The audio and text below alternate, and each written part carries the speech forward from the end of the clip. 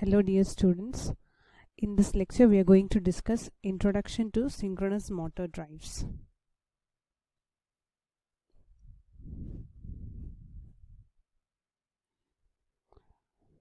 These are the prominent types of synchronous motors. You already know a wound field synchronous motor, permanent magnet synchronous motor, and reluctance synchronous motors.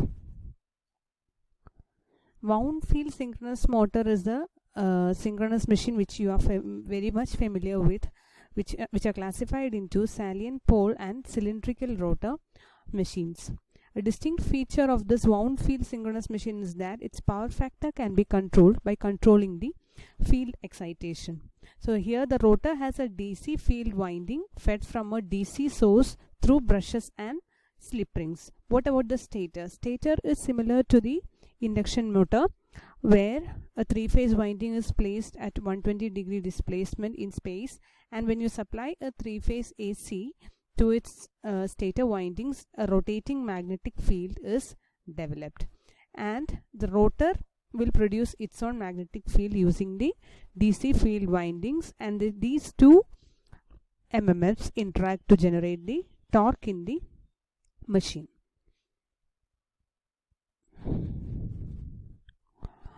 A permanent magnet synchronous motor is used for low and medium power applications. The field excitation is provided using permanent magnets instead of electromagnets here. Therefore, the field winding losses in the DC source and brushes and slip rings can be avoided in a permanent magnet synchronous motor. But here the ability to control the power factor is lost, as you are not using an electromagnet here, you are using a permanent magnet here. And these are usually designed to operate at unity power factor at full load. A synchronous reluctance motor, its rotor has salient poles but without a field winding. So these are used for low torque and power applications, and the air gap flux is produced by the magnetizing current drawn from the armature supply itself, and therefore the power factor is very low and it is lagging for a synchronous reluctance motor. Next we'll see why we go for synchronous motor. The absence of commutator and brushes as in DC motor is the main important point when you compare a DC motor and synchronous motor. Here in DC motor, the limitations on maximum speed, voltage and power ratings, frequent maintenance and inability to operate in explosive environments these limitations are overcome in synchronous motor, and these have lower weight, volume and inertia compared to DC motor of the same rating, and it has higher full load efficiency and power factor than induction motor of the same rating, and it has the ability to control the power factor. That is, this feature is available with wound rotor synchronous motor. Now you are familiar with the structure of the synchronous machines. We are just reviewing these concepts before we enter into the details of the drive.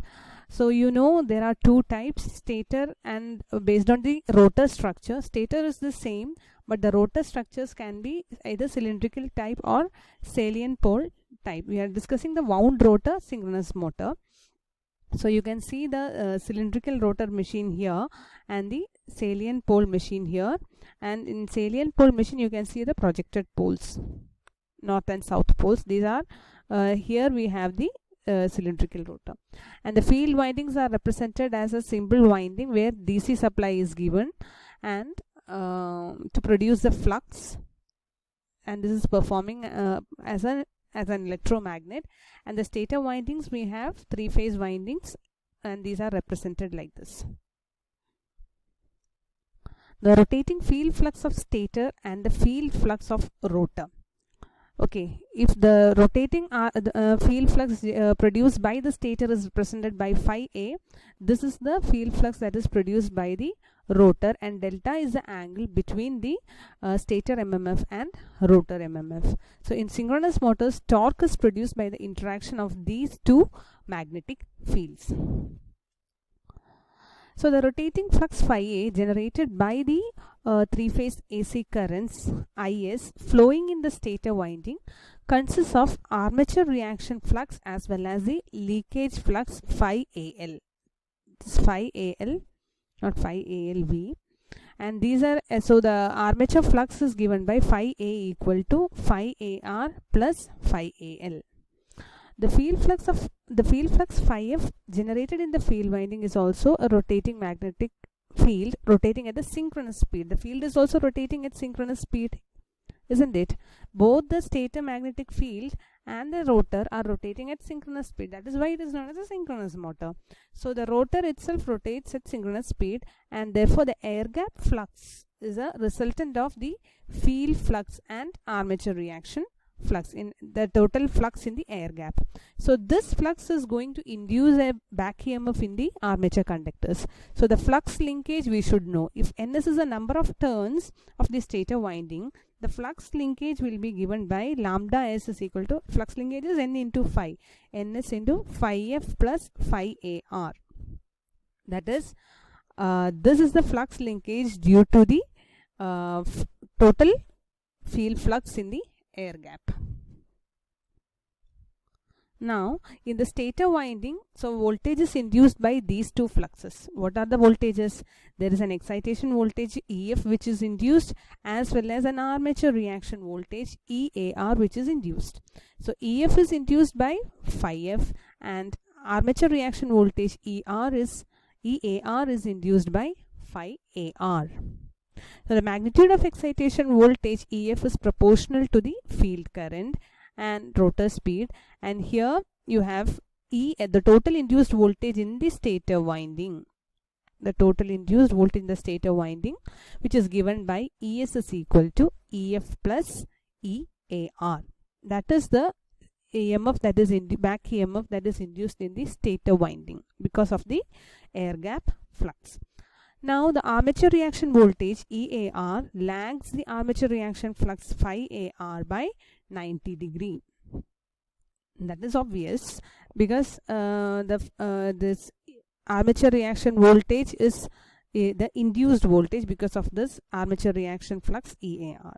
So EAR is IA into J times XAR. J is the operator which is rotating by 90 degree. Now if you develop the per phase equivalent circuit of a cylindrical rotor synchronous motor, you can see this is RS, the stator resistance. This XAL is representing the leakage reactance and XAR is representing the armature reaction. So EAR is the EMF induced due to armature reaction and EF is the excitation voltage. So EF plus EAR is ES, and that is the EMF that is induced in the stator because of the air gap flux. So we can combine these reactances XAL, XAR, and we can write the equations for this equivalent circuit considering the total induced voltage, the voltage drop of the stator resistance, leakage reactance XAL, and stator voltage equation is written like this. You have IS into RS plus IS into JXAL plus ES. What is ES? ES is the sum of EF and EAR. So EAR will be replaced with IS into JXAR. So you got the reactance terms here and this is EF. So finally you get ISRS plus ISJXS. What is XS? XS is the synchronous reactance of the machine and it is the sum of XAL and XAR, the leakage reactance and armature reaction when you express it as a reactance. And this ZS is known as synchronous impedance. Impedance because ZS is the phasor sum of, is the vector sum of this RS and JXS drop. So this is synchronous impedance. RS plus the synchronous reactance. So this equation is getting modified into VS is equal to IS into ZS plus EF. This is the synchronous impedance. Now the phasor diagram based on these equations is drawn like this. You have Vs, which is the sum of EF and IS into ZS, the impedance triangle. What is IS into ZS? It is IS RS plus IS into JXS. This is the synchronous reactance and this is RS. The input power to the synchronous motor is given by 3 times Vs Is cos theta. These are the per phase. We have drawn the per phase equivalent circuit. So here you see cos theta is the angle between Vs and the stator current Is. So what is the power? 3 times Vs Is cos theta. The phase angle delta between the stator voltage Vs and the excitation voltage EF is an important factor of power transfer and stability in synchronous machines and is usually termed as power angle or load angle delta. We have seen that this angle is same as the angle between the stator MMF and rotor MMF. For the stator MMF and the position of the rotor, because rotor MMF is produced by the rotor field winding itself. For motoring operation, this angle delta is also called the torque angle, and the stator voltage Vs is ahead of the excitation voltage EF. You can see that here Vs is leading EF. The angle delta acts like slip in an induction motor. So what it does is the angle delta increases with increased in load. That is, if already the stator MMF is set up like this, and your rotor MMF was at this position FR, and this is the angle delta. What happens when the load on the machine increases? So when this is mechanical, this stator is supplied with 3-phase voltage and it is producing this Fs, and the rotor, if I show this machine, this is producing a flux Fr. So Fs is making an angle delta with Fr. So here, as suddenly the load increases, this mechanical load increases, this is coupled to the shaft. The rotor is coupled to the shaft. When suddenly load increases, this delta will increase. So this angle can also be regarded as a difference angle between stator and rotating magnetic fields. In motoring operation, the stator magnetic field is ahead of the rotor magnetic field. What about the power and torque of the synchronous machines? So here we are discussing the cylindrical rotor machine. So from the phasor diagram of the cylindrical rotor machine, we can get these expressions for Vs cos delta and Vs sin delta. I hope you can go through this phasor diagram. So we'll see what is Vs cos delta component. This is the Vs cos delta component. This is the angle between Vs and EF. You can find an expression for Vs cos delta and Vs sin delta like this from the phasor diagram. You can analyze that for yourself. And if the stator winding resistance Rs is neglected, we can obtain an expression for Is cos delta. Okay, from this we can get an expression for Is cos. These terms can be neglected if Rs is neglected. So from this expression you can get this Is cos theta expression by simplifying. If you substitute that into the equation of power, you will get P is equal to 3 times Vs EF by Xs sin delta, or P is equal to P max sin delta. Since the stator losses are neglected, this power expression is considered as the output power now. If you get an expression for power like this, P max sin delta, can't you find the expression for torque? Torque will be P by omega S, which is a synchronous speed. The rotor is also rotating at synchronous speed. So P by omega S will give you 3 times Vs EF by omega S Xs into sin delta, and this term we are going to call it as, this term along with the 3, we are going to call it as T max, the maximum value of torque, or finally you get T is equal to T max sin delta. Alright. So from the torque expression you can see that output power and torque vary as a sign of the torque angle torque angle delta. The maximum torque occurs at a torque angle of 90 degrees. Sin delta is maximum when delta is 90 degree. And this is known as pull-out torque, and this indicates a maximum value of torque that is synchronous. The pull-out torque indicates the maximum value of torque that a synchronous motor can develop without pulling out of synchronism. That is, as delta is increased beyond greater than 90 degree, it will go to unstable region, and this value of pull-out torque will vary from 1.25 to 3.5 times the full load torque. Now this graph shows the output power and torque for a cylindrical rotor synchronous motor. The torque versus speed in the first quadrant is shown here in the motoring mode. That is, T will be as the delta increases, the T will reach maximum value of torque here, and this is the speed axis. So speed is remaining constant throughout. Now the power torque curve is shown here. You can see both power and torque are proportional to sin delta, and this region is the stable region and this is the unstable region of the T delta curve. Now coming to salient pole synchronous motor. The salient pole synchronous motor has a non-uniform air gap due to the protruding rotor poles. In this type of motor, the amount of flux produced by the stator current varies according to the position of the rotor. It depends on the rotor position.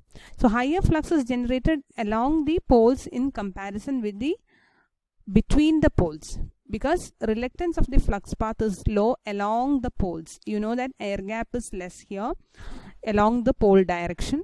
So therefore, if air gap is less, the reluctance will be low. In this case, between the poles, the reluctance will be high, as a air gap length is very large here between the poles. You can see that here. The salient pole synchronous motor, along this D axis you call it, the air gap is very less and therefore reluctance is very low compared to this Q axis. Here you can see air gap is large and therefore reluctance will be large, and it will be the reluctance will be higher, magnetization will be required in this component will be there in this region, in this Q, along this Q axis. Now, to consider the saliency of the rotor in a synchronous motor model, first we have to define the D and Q axis as the following. So D axis is defined as the axis along the poles, which is also the direction of rotor flux which is produced by the field winding. The rotor flux is also produced along the D axis.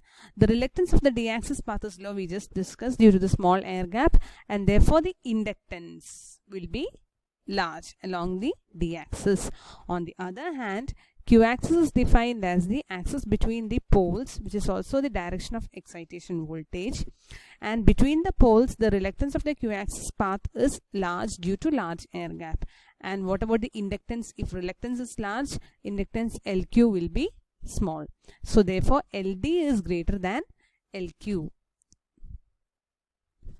Now, in order to consider the flux variation with the position of the rotor, it is more effective to analyze the saliency of the rotor by using the divided stator current into two components. That is, the stator is divided, currents are divided into two components, ID and IQ, ID aligned along the D axis and IQ aligned along the Q axis. Now the armature reaction flux because of these two components will also be divided into two, phi D and phi Q. Phi D along the D axis and phi Q by the Q axis current IQ. So the relation between phi D and ID is expressed by D axis armature reactance XAD. You can express in terms of XAD. So armature reactance will get along the between phi Q and IQ by using XAQ. So the synchronous reactance will be modified as XD along the D axis. It is XAD plus the XAL What is XAL? XAL is the leakage reactance, and XQ will be XAQ plus XAL. That is, you are dividing the synchronous armature reactance, armature reaction reactance which we had XAR is now decomposed into XAD and XAQ, and therefore we get D and Q axis synchronous reactances separately, which are given by XD equal to XAD plus XL and XQ equal to XAQ plus XL. Now XAL is the armature leakage reactance. In salient pole synchronous motor, always XD is greater than XQ. We saw LD is greater than LQ. Now, considering these D and Q axis reactances, the voltage equation of the salient pole synchronous motor can be expressed like this in terms of synchronous reactance along D axis and along Q axis. So you get an expression like this for in terms of ID, IQ, and XD and XQ, and based on this equation, the equivalent circuit of the salient pole synchronous motor will be in this format: ISRS, and you have XD, XQ and EF here. The phasor diagram of the salient pole synchronous motor by neglecting RS will be in this form. You have VS, EF, ID, XD along the direction of EF and IQ, XQ in quadrature with EF. Okay. So as we said, this EF is along the D axis. Now EF is along the Q axis. So ID, XD will be in quadrature with ID, and IQ, XQ will be in quadrature with the direction of IQ, and EF plus ID, XD phasor sum of EF with ID, XD plus with IQ, XQ will give you VS. Now what about the input power? In terms of DQ axis currents, how can you express the input power? Input power is 3 times VS IS cos theta. What is theta now? Theta is the sum of phi and delta. What is phi? Phi is the angle between IQ and IS. When you resolve this IS into ID and IQ components, phi is the angle between IQ and IS. Now this cos phi plus delta expression, if you expand as in this format, cos A cos B minus sin A sin B, you get an expression for power like this in terms of IQ cos delta and ID sin delta. Why? IS cos phi is IQ and IS sin phi is ID. From this you can see that phi is the angle between IS and IQ. Now, so from the phasor diagram, we can also get VS cos delta and VS sin delta expressions in terms of EF, ID, IQ and XD and XQ. You can do that for yourself, and combining the expressions for power along with the above relations, we will get an expression for the power in salient pole machine with 2 terms, one proportional to sin delta and the other one proportional to sin 2 delta. So the torque is given by P by omega S, and you can get 2 components of torque here. One is electromagnetic torque and the other one is reluctance torque. Reluctance torque is an additional component in this salient pole machine on account of the saliency of the machine.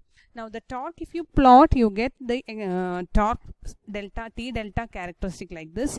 The electromagnetic torque will be sinusoidal, purely sinusoidal, as you saw in the cylindrical machine, whereas the reluctance torque is has a sin 2 delta component, so it is a double frequency component, and adding these two we get the total torque in this format. Please note that the Tmax is reached before 90 degree in salient pole machine.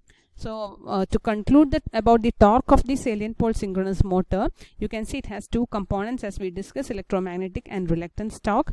And because of the reluctance torque, a synchronous motor with a salient pole rotor can produce more torque than a synchronous motor with a cylindrical rotor. In addition, this motor has an output torque to drive a load even if the field current is 0 because of the reluctance torque component. Now, due to the reluctance torque, the torque angle delta at which the pull-out torque occurs is less than 90 degrees. Now, the torque of synchronous motor is proportional to sin delta. Motoring operation is obtained when delta is positive and EF lags behind Vs. Regenerative braking is obtained when delta is negative or when EF leads Vs. This EF, when it is leading Vs, we get regenerative braking, or in the second quadrant operation. Why is when delta, in this case delta will become negative, so sine delta will also be negative, or if sine delta is negative, the electromagnetic torque developed will be negative, but at the same time omega is positive. Both are still rotating in the same direction. So in regenerative braking, if you analyze a quadrant, it will be operating in the second quadrant, and in the motoring operation it will be operating in the first quadrant. Now if the load torque exceeds Tmax or pull out torque, the machine will pull out of synchronism. So this is a speed torque characteristic with a fixed frequency supply. With a fixed frequency supply, the speed is constant. Speed is remaining constant, and this is the motoring in the first quadrant of operation, and this is regenerative braking in the second quadrant, forward regenerative braking, because torque is negative as delta is negative, and here delta is positive here. Okay. Now what about starting of a synchronous motor? At starting, what happens? When you start a synchronous motor, what you are giving the three-phase supply to the synchronous motor, and this will instantaneously set up the rotating magnetic field. Since electrical time constant is very low, this process will occur instantaneously. But what about the rotor? Rotor is having a weight. It has a mechanical inertia there. You are supplying a field current to this rotor to excite this rotor, and a rotor flux is developed here, but it is not rotating now. It is at standstill and its speed is 0. Speed of the rotor is 0 at the time of starting. So why is it not rotating along with the rotating magnetic field? What is happening there? In this case, at standstill, this is the stator magnetic field, and this is the stator MMF, and this is the rotor MMF. So at the time of starting, there is some angle delta between Fs and Fr, but as Fs is starting its rotation at starting its rotation at omega s, this Fr is still stationary. So what will happen? Delta will continue to increase, and delta will increase, and it will vary from 0 to 360 degree at the time of starting. So the torque will fluctuate. Torque is proportional to sine delta. Torque will fluctuate between this is torque and this is delta. Torque will start fluctuating between positive and negative values, which means as it completes stator completes one rotation, your inertia of the rotor is not causing a change in the direction of Fr. That is because mechanical time constant is large compared to electrical time constant. So this torque will fluctuate between positive and negative values during this one cycle, and therefore average torque will remain 0. So there won't be any locking between. So this rotor magnetic field cannot catch up with the stator magnetic fields because of its inertia.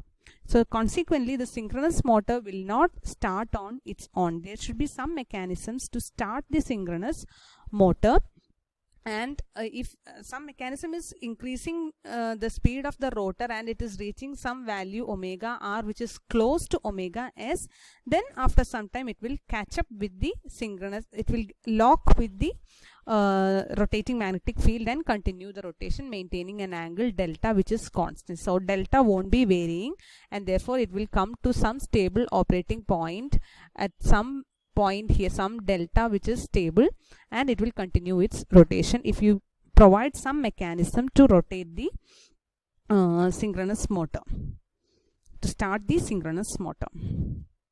So with this we are concluding the introduction to synchronous machines, and we'll see how speed is controlled using different methods in the upcoming sessions. Thank you for listening.